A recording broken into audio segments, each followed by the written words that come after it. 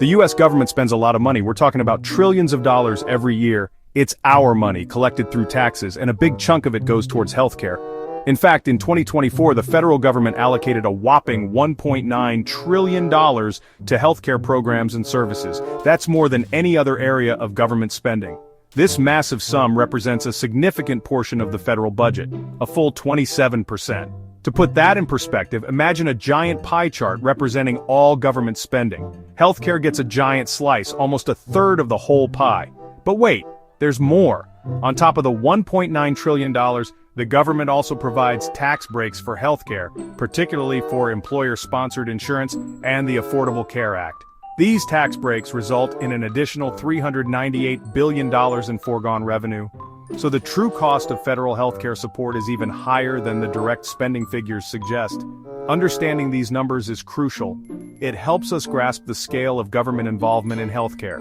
And it allows us to ask important questions. Are we getting our money's worth? Are there better ways to allocate these resources? These are questions we need to be asking. So where exactly does all that healthcare money go? The majority of it, over 80%, goes towards health insurance coverage. This means the government helps people pay for their health insurance plans.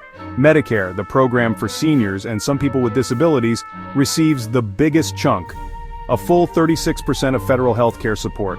That's a lot of money going towards ensuring our older population has access to healthcare. Medicaid and the Children's Health Insurance Program, or CHIP, come in second. They receive 25% of federal healthcare support. These programs provide coverage to low-income families and children, ensuring they don't have to go without essential medical care. Employer-sponsored insurance, the kind you might get through your job, also benefits from federal support.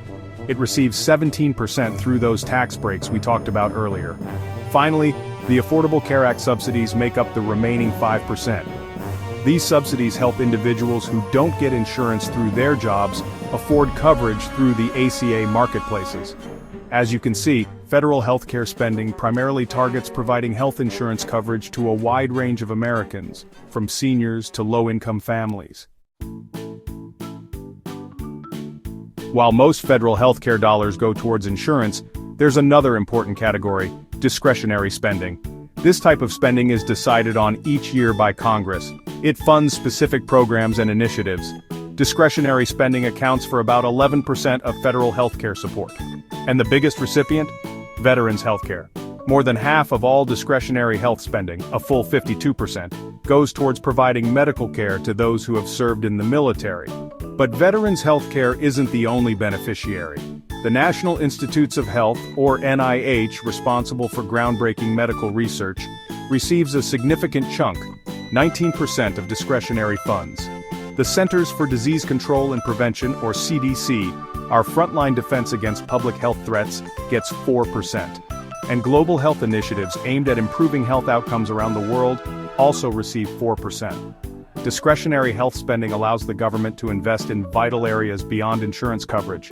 It supports research, public health infrastructure, and global health efforts, ultimately benefiting people both domestically and internationally. Now for the elephant in the room, proposed cuts to healthcare spending. With the ever-growing national debt, lawmakers are looking for ways to save money.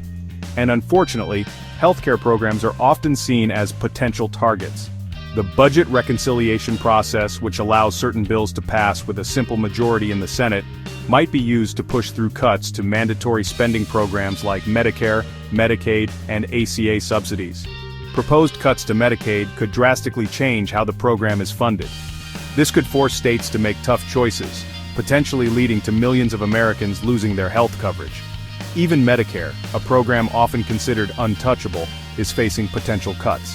Proposals include changes to hospital payments and other cost-saving measures. While these changes might sound technical, they could have real impacts on seniors' access to care. The future of the Affordable Care Act is also uncertain.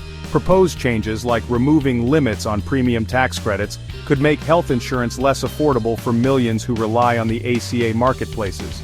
These proposed cuts raise serious concerns about the future of healthcare in America. They force us to confront difficult questions about our priorities as a nation. We need to ask ourselves, are we willing to sacrifice the health and well-being of millions to balance the budget? The answers to these questions will have far-reaching consequences.